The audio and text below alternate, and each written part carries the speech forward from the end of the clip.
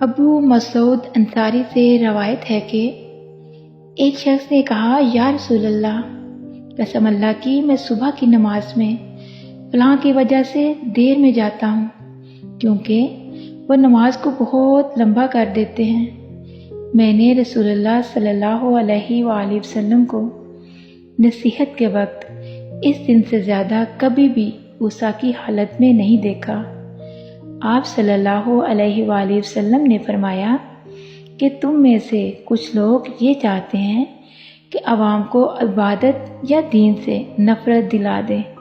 خبردار، تم میں سے لوگوں کو جو شخص بھی نماز پڑھائے تو ہلکی پڑھائے، کیونکہ نمازیوں میں کمزور، بوڑھے اور ضرورت والے سب ہی قسم کے لوگ ہوتے ہیں۔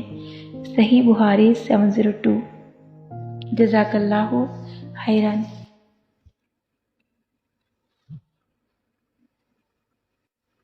ابو